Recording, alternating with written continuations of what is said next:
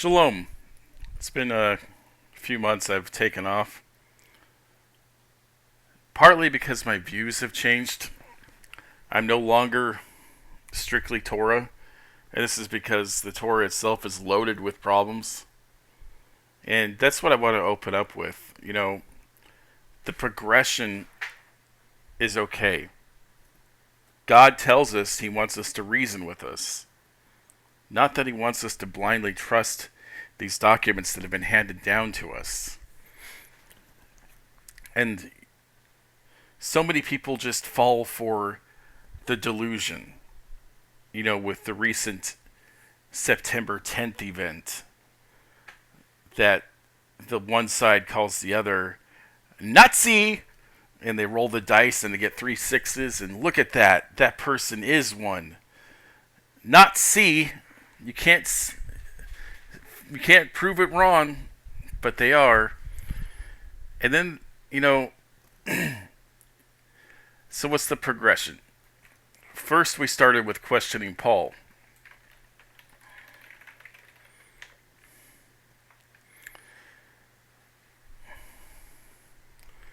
And people absolutely cannot stand it. And when Father first opened my eyes to this, I ran across Craig Wynn, and I started reading his material even.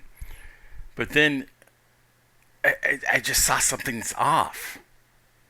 And the more I read it, the more I saw, like, this is still off. This is not the Father's truth.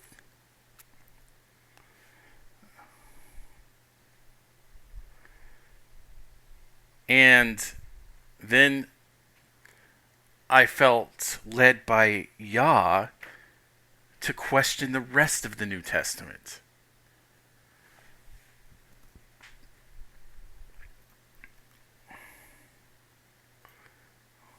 Like, if the New Testament was true and Yeshua is God in the flesh, as they say, would he say things such as this? John 5:31. If I bear witness of myself, my witness is not true. John 8:14. Even if I bear witness of myself, my witness is true. Like, just 3 chapters apart. And it contradicts himself to the same group of people. And it's actually, if you look at John 8, it's the Pharisees that are challenging him on this because of what he says in John 5. And no matter what, a Christian will defend to the death that, no, it's not a contradiction. You're performing eisegetical interpretation on that. Like, the text is clear. The Pharisees stood before him after he says, "Thou bearest record of thyself, that record is not true." And why would they say that? Because just a moment ago, he told them, if I bear witness of myself, my witness is not true. But you don't even have to go to 3 chapters apart to see these sort of contradictions in John. Look at John 19. It first has this amplification. John 20, this amplification of the Mark narrative of the empty tomb. But instead of not seeing him, she sees him as a gardener. And then he says to her, "Touch me not." Right? But then, just a few moments later, he's with the disciples, including Thomas, and he tells Thomas not only to touch him, but to put his hand into his side. It literally says that. Thrust my hand into his side. Like, this is just a bizarre occult ritual, and we ignored it when we were Christians. So yeah, it's okay to question the New Testament even. Okay, so what about Judaism? Is it okay to question Judaism? Well, what would be our best source for that? I would go first to the intertestamental writings, right? The Maccabees is a great example of this.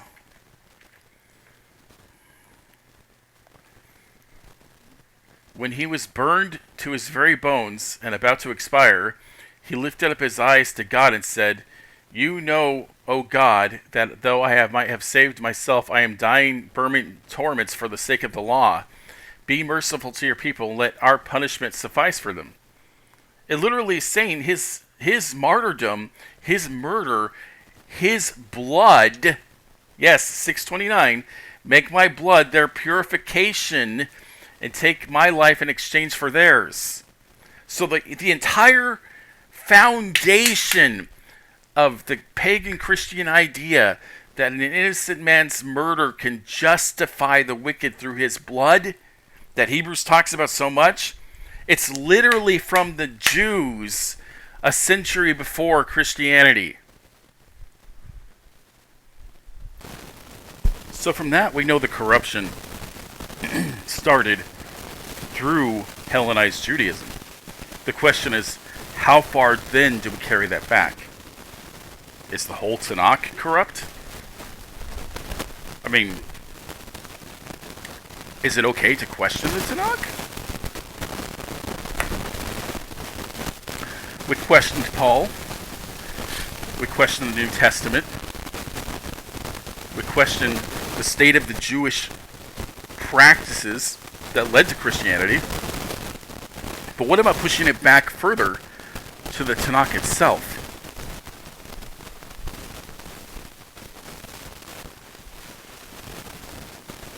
Oh, can we look at what we have and study that out?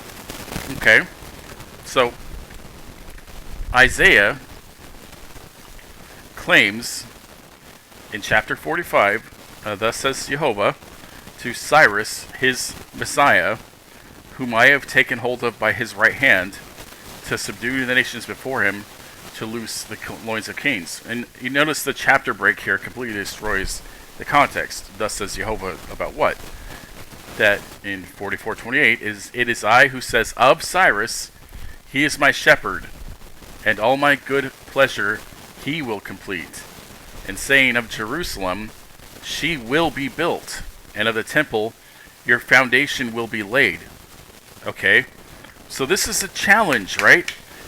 By our standard, Deuteronomy 18:20 to 22. But the prophet who speaks the word presumptuously in my name, which I have not commanded him to speak, or speaks in the name of other gods, that prophet shall die. Now you must say in your heart, how will we know the words which Jehovah has not spoken? When a prophet speaks in the name of Jehovah, and the thing does not come about or come true, that is the thing which Jehovah has not spoken. So, number one, and this is crucial, anything a prophet speaks has to be immediately testable, not generations or thousands of years later. This not only goes for the Tanakh, but also those of you who are stuck in the New Testament still. Anything that he spoke prophetically about this generation, quote unquote, has to be fulfilled for that generation, or else he is a false prophet. How else would you test him in that time? It would not be words written down to be tested thousands of years later when finally it comes about. So this is being written to that generation that Cyrus will issue the order to rebuild Jerusalem, and that will be done. Okay, so now we have two records of this. Ezra, which tells us very plainly, now in the first year of Cyrus, the king of Persia, in order to complete the word of Jehovah from the mouth of Jeremiah, that's a problem. We just read it from Isaiah, didn't we? Jeremiah's prophecy only talks about the 70 years. And this is what Daniel goes into. It does not say who will issue the order to rebuild Jerusalem. That was Isaiah. And this is the same sort of errors you see in the New Testament. And ironically, they also mix up Isaiah and Jeremiah. Now, I'll get into why this happened. But right now we're dealing with the text. So it goes on to say, "Thus says Cyrus the king of Persia, Jehovah the God of heaven has given me all the kingdoms of earth. He has appointed me to build him a house in Jerusalem. He has appointed me." That's what the prophecy in Isaiah said. So then we go forward a few chapters. First we get the genealogy from Ezra, because he loves those and puts them in Chronicles as well. And then we get that in the 7th month, the sons of Israel were in the cities, and they gathered together as one man to Jerusalem. So this was during the time of Ezra, and this is also important. And then Jeshua, the son of Jehozadak, and his brothers, the priests, and Zerubbabel, the son of Shealtiel, and his brothers arose and built the altar of God of Israel to burn offerings on it, as was written in the law of Moses, the man of God. So they put up the altar on its foundation, for they were terrified of the people of the lands. They burnt offerings on it to Jehovah morning and evening. They celebrated the Feast of Booths, as it is written, and offered the mixed number of burnt offerings daily, according to the legal judgment, as was each day required. Afterward, there was a continual burnt offering, also for the new moons. Now we have another issue here, right? Nothing in the written Torah we have has offerings for new moons.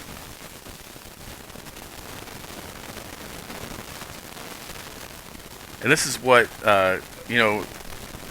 these texts are intentionally made to test you. And people get hung up on passages like that. Look, there was some offering for new moons in here, and in Isaiah it talks about the new moons as well. Okay, but in the Torah, it never talks about new moons, but only a single new moon on the Feast of Trumpets. That on the 7th month, on the first of the month, which is the new moon of that month, you shall have a rest memorial, blowing of trumpets, etc. Okay, the 7th month is the celebration we're talking about here, right? But it's plural. And the Hebrew is plural. And they were sacrificing for every new moon, which is not an appointed time of Jehovah. From the first day of the 7th month, they begin to offer burnt offerings to Jehovah, but the foundation of the temple of Jehovah had not been laid. Okay. So then we get a little further on, and it tells us in the 2nd year of their coming to the house of God at Jerusalem, the 2nd month, Zerubbabel, the son of Shealtiel, and Jeshua, the son of Jehozadak, the rest of their brothers, the priests, and all who came from the captivity to Jerusalem, began the work and appointed the Levites from 20 years and older to work on the house of Jehovah. Then Jeshua with his sons and brothers united with Kadmiel and his sons, the son of Judah, and the sons of Henadad, with their sons and their brothers the Levites, to direct those who do the work in the house of God. So the builders laid the foundation of the temple of Jehovah. So now the temple's foundation is built under King Cyrus. This is important as we get to the alternate version of this tale in Nehemiah.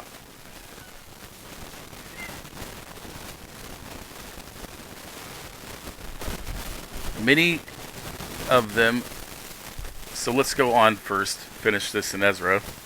So then adversaries of Judah and Benjamin heard the people of the exile were building a temple to the God of Israel, and they approached Zerubbabel and the heads of the fathers' households and said to him, "Let us build with you, for we, like you, seek your God, and we have been sacrificing to him since the days of Esarhaddon, king of Assyria, who brought us up here."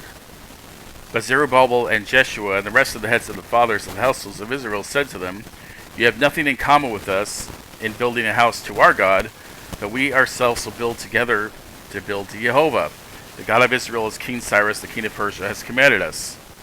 So the people of the land discouraged the people of Judah and dismayed them from the building. You see what it's doing here? And the people it's talking about are obviously Samaritans. And I don't think the Samaritans would have done this, as they believe, per the Torah, that the Most High's chosen place is in Shechem, between Gerizim and Ebal. This is, what do they call that? Propaganda against the Samaritan people. But it's interesting, even in that propaganda, that they reject their bid to worship the God of Israel in what they believe is the chosen place in Jerusalem, and tell them that they can go, in lack of a better term, screw off. And when they got discouraged from joining together with them, that is when they went and started to seek counsel with Cyrus until the reign of Darius. Now, in the reign of Ahasuerus, in the beginning of the reign, they wrote an accusation against the inhabitants of Judah and Jerusalem. And in the days of Artaxerxes, Bishlam, Meredith, Tibil, and the rest of his colleagues wrote to Artaxerxes, king of Persia, and the text of the letter was written in Aramaic and translated from Aramaic. And then it has the letter to Artaxerxes because suddenly Cyrus disappears. He's gone. Even though the city's not completely restored, the temple's not completely restored, thusly nullifying the prophecy that Isaiah stated would happen.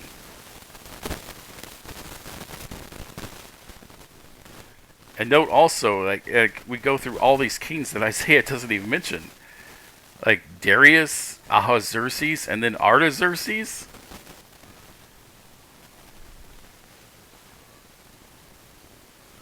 Rahum, the commander of Shimshai, the scribe, wrote a letter against Jerusalem to King Artaxerxes as follows.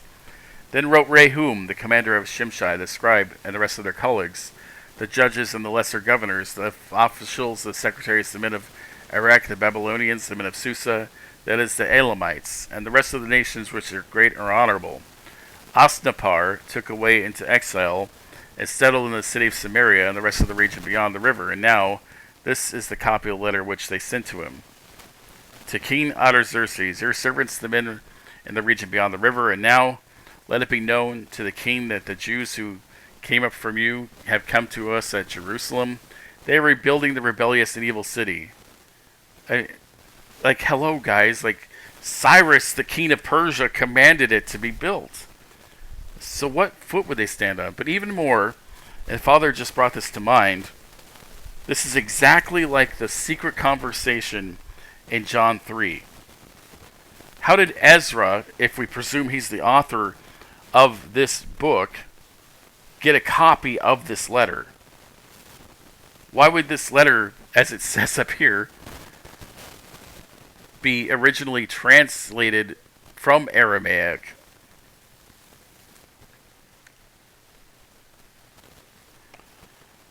Why would they write a letter to the king of Persia in Aramaic? And none of this makes any sense.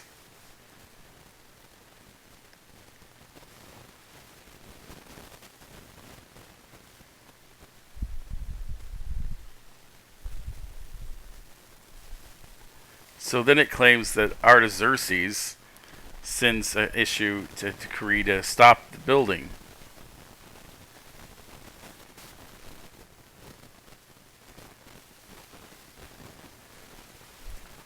And the prophets, Haggai the prophet and Zechariah the son of Edu, prophesied to the Jews who were in Judah and Jerusalem in the name of God of Israel. And this is the other thing when you're going through these prophets, right? Zechariah and Haggai, which have their own books. They're all for this time, and everything they spoke was supposed to happen at this time.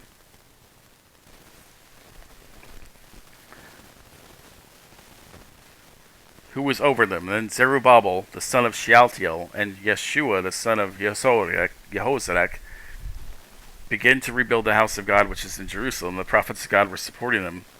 At the time, Tattenai, the governor of the province beyond the river, and Shethar-Bozenai and their colleagues came to them and spoke to them thus: Who issued you a decree to rebuild this house and to complete this structure? Then we told them accordingly what the name of the men who were building this building. But the eye of God was on the elders of the Jews, and they did not stop until a report came to Darius. Wait, whoa. Slow down now, Ezra.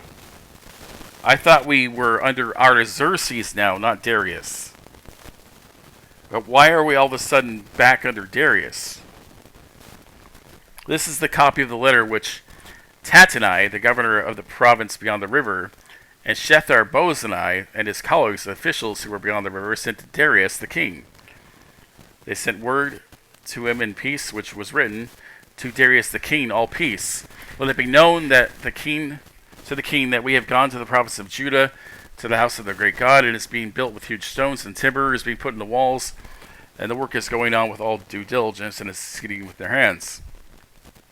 Then we asked the elders and said to them thus, who issued you a decree to rebuild this house and complete its structure?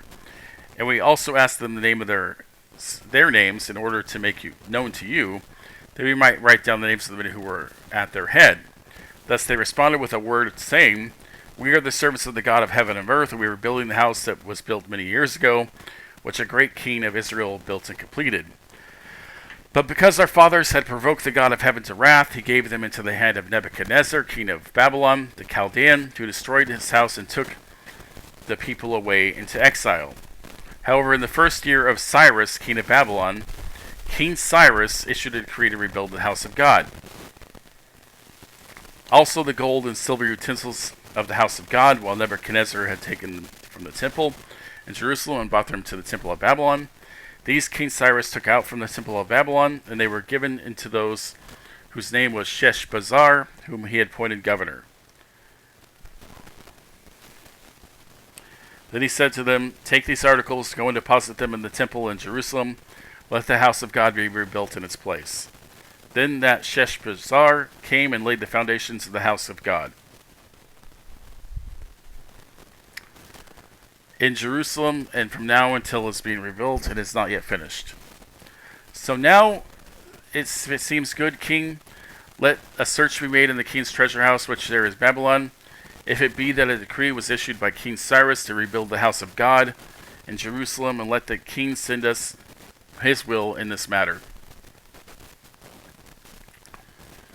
King Darius issued a decree, and search was made in the archives, where the treasures were deposited in Babylon, and in Ecbatana, in the fortress, which is in the province of Media.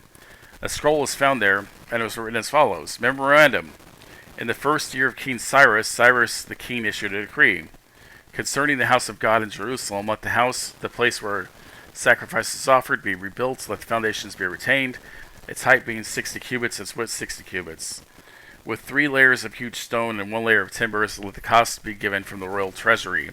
Let the gold and silver articles from the house of God, which Nebuchadnezzar took out from the temple in Jerusalem and brought to Babylon, he be returned and brought to their places, and now in the temple in Jerusalem. And you shall deposit them in the house of God. Now Tatanai, governor of the province beyond the river, Shethar-bozenai, and their colleagues, the official provinces beyond the river, keep you away from there. Leave that work on the house of God alone. Let the governor of the Jews and the elder of the Jews rebuild the house of God in its designated place. Moreover, I issue a decree concerning what you shall do for those elders in Judah in rebuilding that house of God. The full cost to be given to those people from the treasury. Now, number one, again, why didn't any of this get completed under Darius while he was still alive? Number two, the names of the kings are all over the place. Literally, like, all over the place.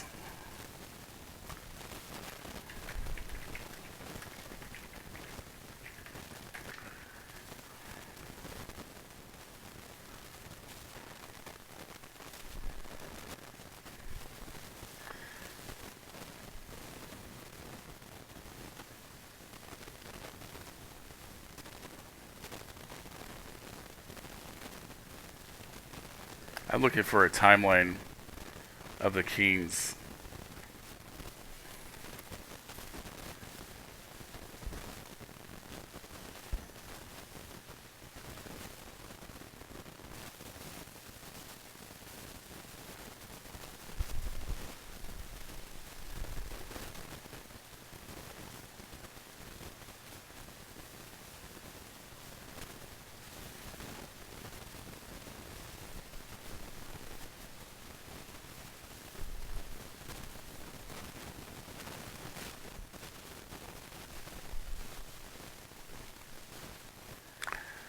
So this has Nebuchadnezzar, then Amel Marduk, Nergal Shar Usur, Labashi Marduk, Nabu Nade, and then Belshazzar. And Belshazzar was the one that was using the implements for his party, and then the hand wrote on the wall and he died.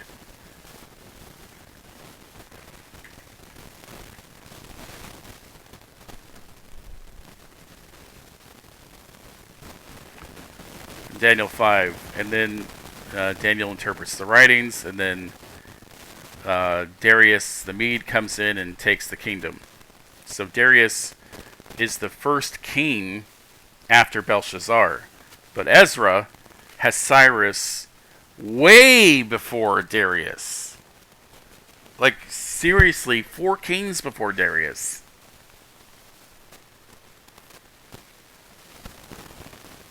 And a lot of Daniel is also out of order. This is from the Jews messing up their own canon. It has like things, visions to Belshazzar that are after Darius took over. In the first year of Darius, the son of Ahasuerus, so from here we can see that Ahasuerus, which, let's go back a few chapters in Ezra so we can refresh on that.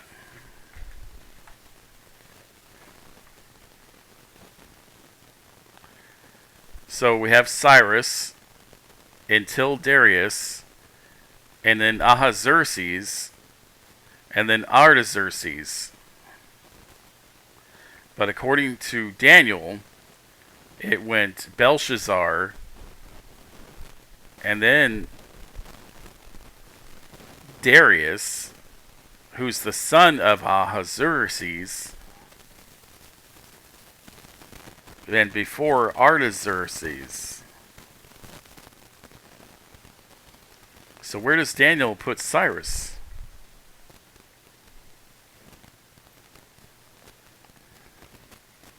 In Daniel 10, we suddenly have Cyrus.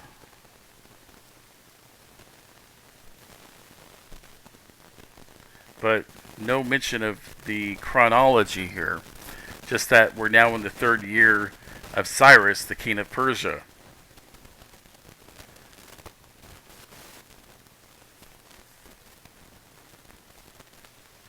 And then we go back to Darius in Daniel 11.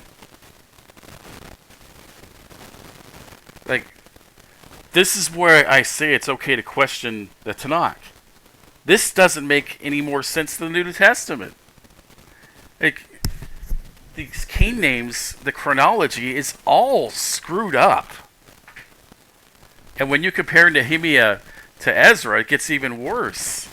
These are books that are supposed to be writing about the same time frame, the rebuilding of Jerusalem and the rebuilding of the temple. But they don't match at all. Like, literally, they do not match at all. This is worse than John's esoteric magical mystery tour, which was written in the 2nd century to make Jesu into a demigod being that doesn't match the synoptics at all. There is no temptation, there is no baptism, there is no birth.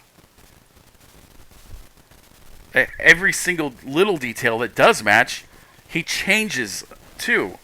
Like the whipping of the people that go to the chosen city to exchange money for an offering, which is in Torah, and he whips them. John puts this as the first Passover, and the synoptics have it as the last Passover.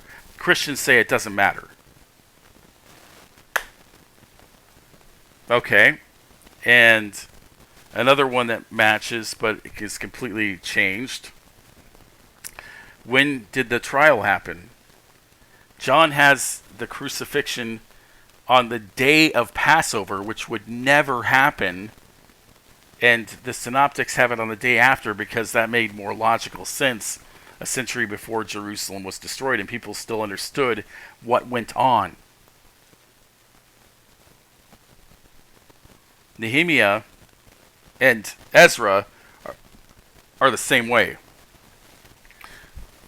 There's so little overlap in these two documents, though, compared to John and the synoptics. So Nehemiah goes and beseeches Jehovah, the God of heaven, that, let us go back to our chosen land. And then we go to the next chapter, and who does he go to? Now, it happened in the month of Nisan, and it's interesting, you see Nehemiah is using the Babylonian names of months, just like the Jews today, in the 20th year of King Artaxerxes. What happened to Darius and Cyrus?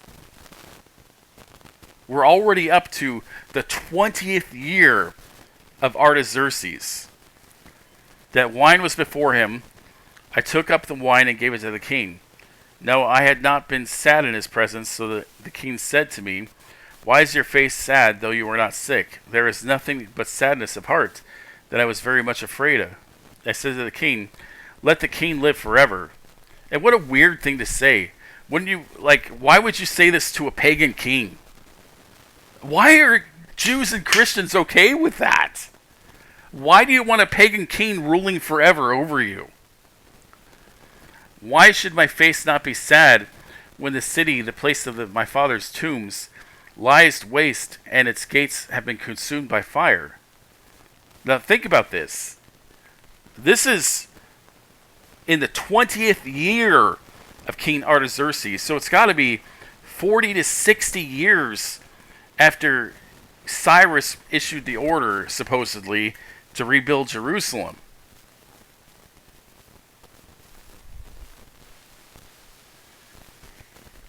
Then the king said to me, what would you request? So I prayed to the God of heaven. I said to the king, if it is good for the king, and if your servant is good before you, send me to Judah, the city of my father's tombs, that I may rebuild it. Again, where is Ezra and where is Cyrus?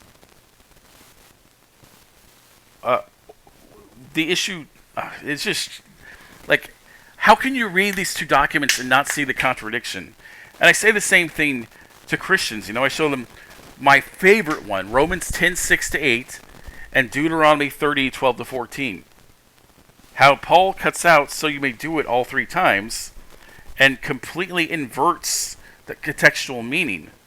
The Torah, Deuteronomy, is telling you, the written words of Moses are near you, that you don't need a teacher from heaven or that crosses the seas, that you understand it in your heart to do it.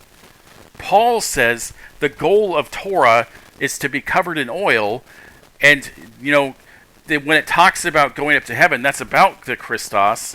When it talks about going into the sea or the abyss, that's about the Christos. So the conclusion of the matter is that you have faith in Christos. Completely changes it. Torah says we don't need this external teacher from heaven or crossing the sea. And Paul says, hey, this is about that teacher we need, and you are to have faith in him.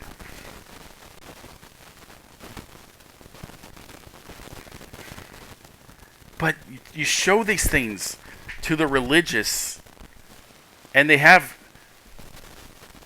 no awakening inside of them, no humility to see, you're right.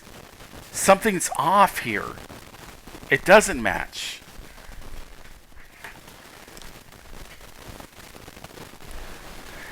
Then, of course, instead of the Samaritans, Nehemiah's enemies are the Ammonites. Sanballat the Horonite and Tobiah the Ammonite. That they're trying to stop the construction of Jerusalem. So then Nehemiah comes to Jerusalem, was there 3 days. He arose in the night and with a few men. I did not tell anyone what God was putting in my heart to do for Jerusalem. And there was no animal with me except an animal which I was riding. So I went out at night by the valley gate in the direction of the dragon spring on the Dun gate, inspecting the walls of Jerusalem, which were broken down and its gates were consumed by fire. Then I passed to the spring gate and the king's pool, but there was no place for my animals to pass. So when I went up by night by the ravine and inspected the wall, there I turned and entered the valley gate and turned around. Now the officials did not know where I had gone or what I was doing, nor had I yet as told the Jews, the priests, the nobles, the officials or rest who were doing the work. Then I said to them, you see the calamity we are in? That Jerusalem lies waste and its gates are burned by fire. Again, Artaxerxes is after Cyrus. And Ezra says that during Cyrus, they not only were in the process of rebuilding, they had a foundation for the temple built. So it wouldn't have been lying in waste if Ezra is true. Come, let us rebuild the wall of Jerusalem, so that we will no longer be a reproach. And I told them how the hand of my God had been good to me, and also about the king's word which he had said. Then they said, let us arise and build. So they strengthened their hands for the good work. But Sanballat the Horonite and Tobiah the Ammonite official and Geshem the Arab had heard about it. They mocked us and despised us. And what is this thing you are doing? Are you rebelling against the king? So I responded with the word and said, the God of heaven will give us success. Therefore we, his slaves, will arise and build. But you have no portion, right, or remembrance in Jerusalem. Then Eliashib the high priest, well, wait a minute. Who? What happened to Yeshua the high priest? Arose with his brothers and the priests and built the sheep gate. They set it apart as holy and made its doors stand. So they set apart as holy the wall of the tower, the 100, and the tower of Hananel. Next to him, the men of Jericho built. The next to them, the Zakur, the son of Imri, built. Now the sons of Hasinah built the fish gate. They laid its beams, and made its doors stand with its bolts and its bars. Next to them, Meremoth, the son of Uriah, the son of Hakkoz, made repairs. And next to them, Meshulam, the son of Barakiah, the son of Mashabazal, made repairs. And next to them, Zadok, the son of Baana, also made repairs. Moreover, next to them, the Tekoites made repairs, and their nobles did not support the service of their masters. Joiada, the son of Pasaiah, and Mashulam, the son of Basodiah, repaired the old gate. They laid its beams and made its doors stand with its bolts and bars. And next to them, Melatiah, the Gibeonite, and Jadon, the Meronothite, the men of Gibeon and of Mizpah, also made repairs for the official seat of the governor of the province beyond the river. And next to him, Uziel, the son of Hariah, and the goldsmiths made repairs. And next to him, Hananiah, and one of the perfumers, made repairs. And they restored Jerusalem as far as the broad wall. And next to them, Rephaiah, the son of Hur, the official of the half-district of Jerusalem, made repairs. And next to them, Jedaiah, the son of Harumphah, made repairs opposite his house. And next to him, Hattush, the son of Hashbeniah, made repairs. And Malchiah, the son of Harim, the Hashub, the son of Pathboab, repaired another section of the tower of furnaces. Next to him, Shallum, the son of Haloesh, the official half of the district of Jerusalem, made repairs, he and his daughters. So I want to kind of skip ahead, try to keep this under an hour. So now we get back to Sanballat mocking the Jews again, and then they go back to the king at some point. And Nehemiah is made governor, which contradicts Ezra.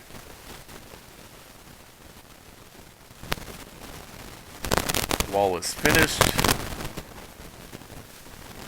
And then they do their first census, which is kind of interesting given, you know,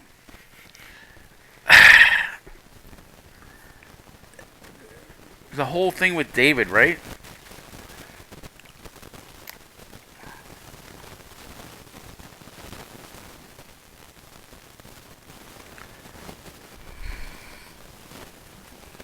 In 2 Samuel, it says that Jehovah rose against David and incited him to do a census, go number Israel and Judah.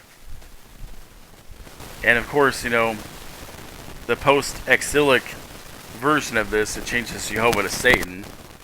That Satan stood up against Israel and incited David to number Israel. And you know, when you really understand and you read these, it's no wonder that Marcionitism came about from these documents. I mean, if you compared 2 Samuel 24 to 2 Chronicles 21, what are you going to see? That Satan is Jehovah. So in Ezra, in his attempt to whitewash Jehovah from inciting David, in fact, makes it worse. And this is what you see a lot of the times. We're going to get into this concept. So, now we question Tanakh. We see the post-exilic writings have a lot of problems. A lot of problems. These prophecies that were supposed to happen post-exile did not happen. And that includes Ezekiel's new heart, Jeremiah's new covenant. All of these were supposed to happen immediately after the return from exile. And even Isaiah, guys, Isaiah, many of these prophecies he said would happen immediately after the exile. And they didn't. So the Jews invented this new eisegesis and what Christians call dual prophecy. That a prophecy doesn't have to happen in the lifetime of the people that are being prophesied to. So now let's go back to the pre-exilic writings. Like here, right? So we go to 1 Samuel 8, one of my favorite chapters here. And this is when the people come to Samuel and they say, hey, Mr. Prophet Judge Dude, can you please appoint us a king so we can be like the nations?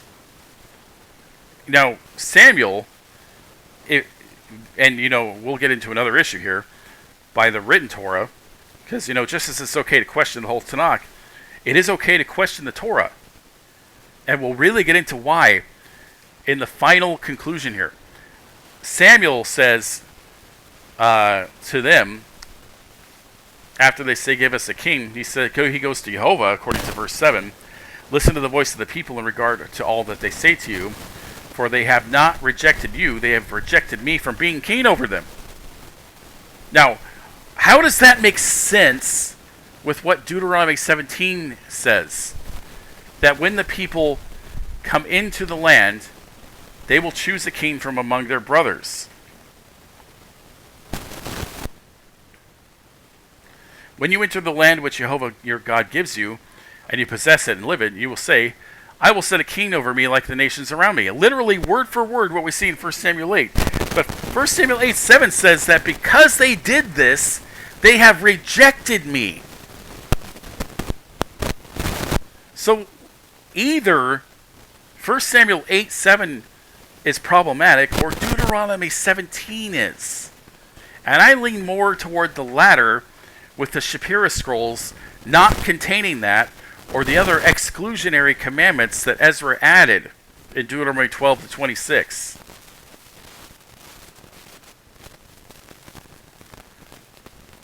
There's no way. Let's go to another example of this.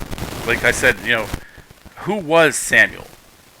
There was a certain man from Ramathaim Zophim, from the hill country of Ephraim, and his name was Elkanah, the son of Jeroham, the son of Elihu, the son of Tohu, the son of Zuph, and an Ephraimite. An Ephraimite! He's not a Levite, and yet he's given the position not only of prophet and judge, he was the high priest. He was performing ritual sacrifice for the people of Israel. Again, if Samuel was this great wise man of Jehovah, has access to the written Torah of Moses, why is he doing what the Torah forbids?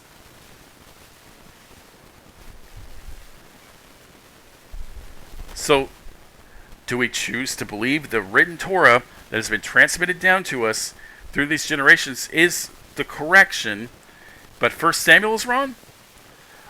This is not where I am at with Jehovah.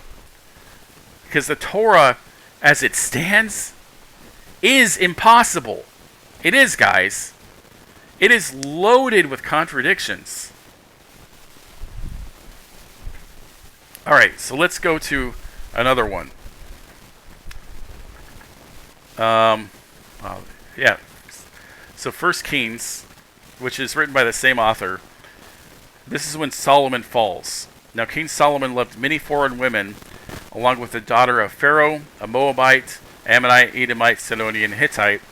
Now the nations concerning of which Jehovah had said to Israel, You should not go with them or marry them or go after them in the heart, right? So this is actually a command. Where is that at? It's not showing me. In Exodus 23. So whoever wrote this had access to Exodus 23. We know that. The problem is, go look at Deuteronomy 17 again. Let's look at it again. What else does it forbid the king to do? He shall not multiply horses for himself, or cause the people to return to Egypt to multiply horses. Jehovah said, you shall never again return that way. And this is really interesting, given Deuteronomy 17:16, given what the New Testament author tries to do to Yeshu, that he returns to Egypt to be saved from a slaughter of innocents that Herod performs. I'm sorry, but that's not possible either.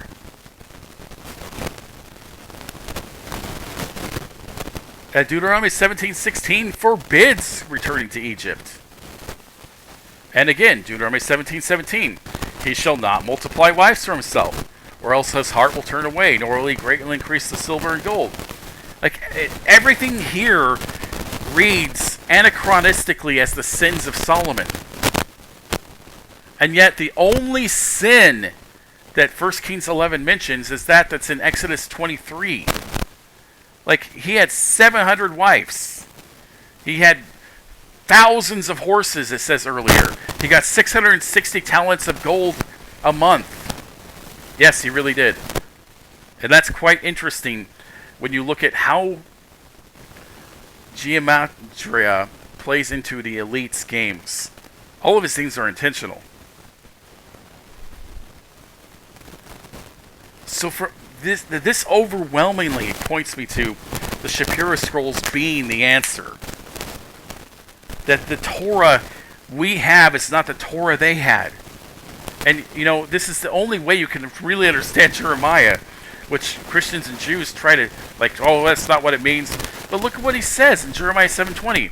Therefore, thus says Jehovah God, behold my anger when my fury will be poured out on this place, man and beast, on the trees in the field, and the fruit of the ground.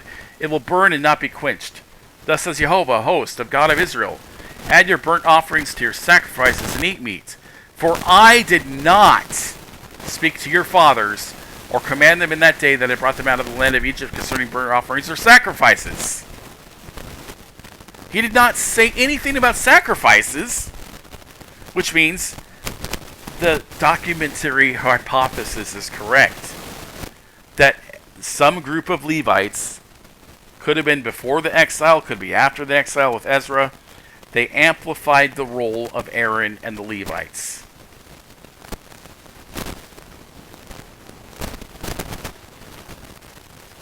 This is what I commanded them, saying, obey my voice, and I will be your God, and you shall be my people, and walk in all the ways that I have commanded you, that it may be well with you. Well, you go, okay, what about Deuteronomy 4:2? Aren't you violating that?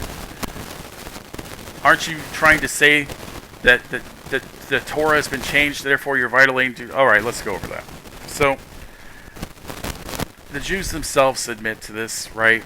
Have you heard of Tikkun Sopharim?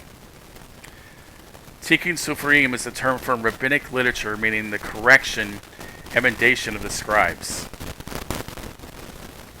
The correction? So, in the post-exilic period, they went through, and these are the 18 they admit to, there's probably more.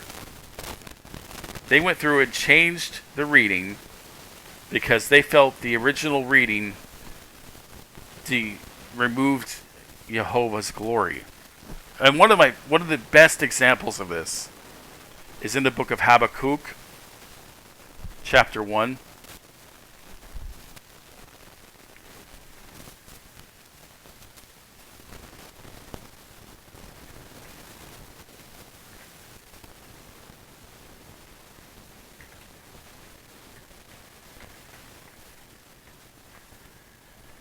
Verse 12. So, most of your translations will read like this. Are you not from everlasting, O Jehovah, my God, my Holy One? We will not die. Literally repeating the lie of the serpent in the garden. You shall surely not die, or the serpent in the New Testament. Whoever believes in me will never die. Do you believe this? And they all die in his name. You, O Jehovah, have placed them to judge, and you, O rock, have established them to reprove. So, the way this is supposed to read is, are you not from everlasting? O Jehovah, my God, my Holy One, you will not die. But they felt that, like, saying that God will not die, that's like demeaning God, Jehovah. No, it's not. It's saying he's eternal, everlasting. Can you imagine, like, debating Christians if Habakkuk 1:12 read correctly? Jesus is Jehovah. Yeah, look at Habakkuk 1:12. Jehovah doesn't die. Sorry. You're done. Yeah, Jehovah doesn't die. But taking Sopharim, it also proves that the Torah we have is already violating Deuteronomy 4:2. That in the past, the scribes that transmitted the books that we have did not have a sacred view of them. They were willing to change things to suit their theological views of that time. So, it's okay to question Paul. It's okay to question the New Testament. It's okay to question the Tanakh. It's okay to question the Torah. So what are the examples I'm talking about? Okay.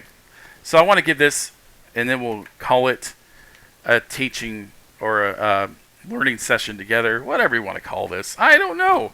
We're all learning together. We're all trying to find Jehovah and the truth. We're trying to unlearn the lies. Unlike Psalm 119 Ministries, right? Where you challenge them on Paul and they flip out. Even though, according to a certain individual who sadly became agnostic, yeah, Psalm 119 doesn't believe Paul is genuine. And the only reason they stand by that is so they keep getting the sweet dollars from you. So let's go to the statement here. And you shall keep it until the 14th day of the same month. Then the whole assembly of the congregation shall slaughter it at twilight. Moreover, they shall take some of the blood, put it on the doorpost, right? It says, do not eat any of it raw or boiled with water, but rather roast it with fire, both its head and its entrails. So then it talks about the Feast of Unleavened Bread, where you shall eat the unleavened bread from the first of the month, right? So in this command of Passover, what do you see? The lack of a Levitical priests, and that the lamb has to be roasted with fire. So let's go to Deuteronomy 16.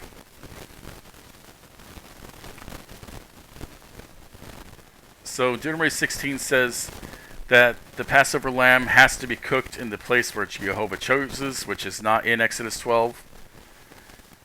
And in the morning, return to your tents. And it doesn't say that it has to be cooked over fire. It can be boiled in this. It just says cook it. There was something else I thought it said too. That, yeah, verse 5 here. You are not allowed to sacrifice the Passover in any of your gates of the towns which Jehovah your God is giving to you.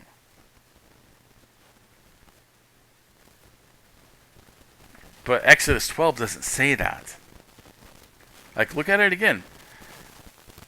Now this day is a memorial to you. You shall celebrate as a feast throughout your generations. You are to celebrate as a perpetual statute. 7 days you shall eat unleavened bread. On the first day you shall remove leaven from your houses. Forever who eats anything leavened in the first day until the seventh day, that person shall be cut off from Israel. Now on the first day there shall be a holy convocation. On the seventh day there shall be a holy convocation for you. No work shall be done on them except what must be eaten by every person, that alone you may be done. This is quite interesting. You know, I remember debating about the Sabbath when I believed the whole Torah with several people that, you know, the Sabbath, the weekly Sabbath does not allow cooking, right? And he tried to use this verse as proof that it does, but this verse is only about the Sabbath feast for Passover, for the Feast of Unleavened Bread. And you know, so the question is, do we apply this to other Sabbaths?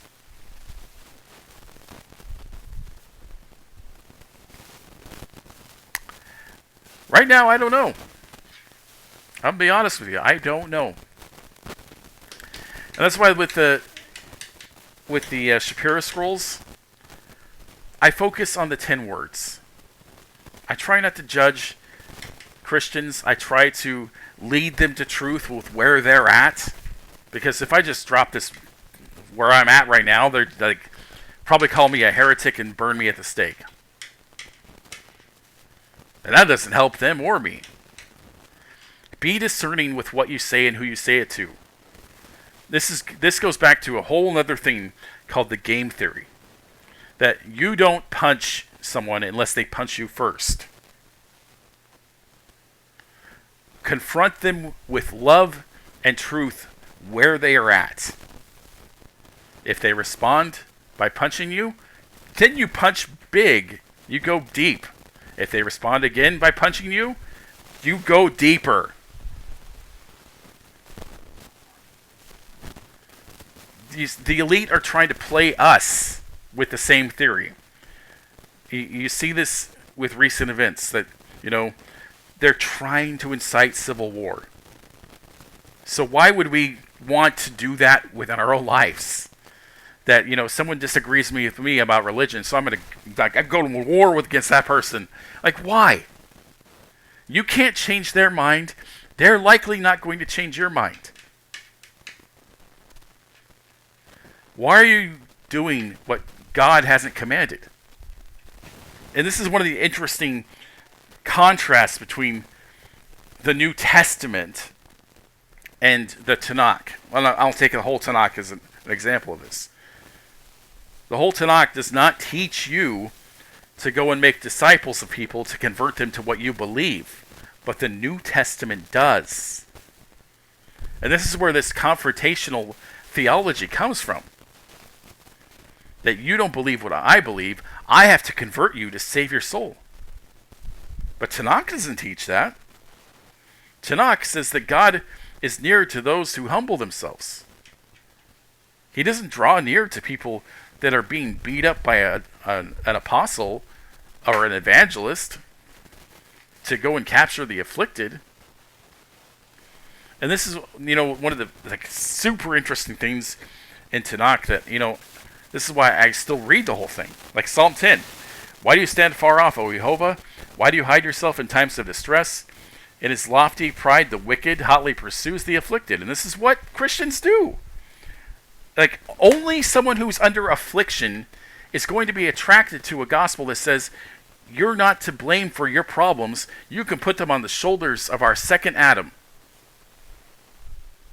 You don't have to take responsibility for it, even in some circles of Christianity. You just put it on the second Adam, and he'll cover everything you did. And who is there that's afflicted, that's really suffering? When they hear these promises, they are going to go, hallelujah. I don't have to do anything? Oh, God, that shivers me. No, you can't just go about life not doing anything for what you've done. And part of this is that real learning requires pain. And our lives today, with these magic mirrors we hold in our hands, they remove the pain point and we get instant knowledge. And that's even worse now with this AI slop crap. There's no pain, but there is knowledge given to you without pain. So you're not really learning. And this is what the studies are finding. That people who are consistently relying on an LLM AI to solve a problem, they aren't learning anything by watching the AI spit out this data. In fact, it's making them collectively dumber.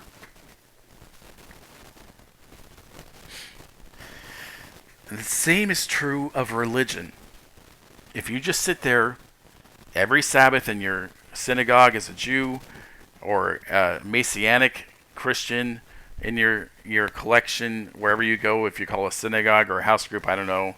If you go to your pastor and listen to him speak and preach to you, you're not gaining knowledge by reading the documents yourself, by really studying them out. And this is how I got where I'm at. And I thank God for the planned dementia, right? because it was during that time when I wasn't in this weekly indoctrination that I really studied things out. I asked Father, show me how you want me to understand this. I wasn't being indoctrinated from a pulpit on Sabbath or on Sunday. And that's what all of us should do. And I think all of us should shave our head and ask Father to save us from this beast system we're under. People don't realize how bad things are about to get. It's about to get real uncomfortable. And if you're not following Jehovah, you're going to allow to suffer Deuteronomy 28 like that Christian on September 10th. I know that's going to really upset some people, but if you're following his covenant of life, you will be protected. You will not be allowed to die before your time. With that, I say hallelujah, and I hope that all of you pursue Jehovah without religion.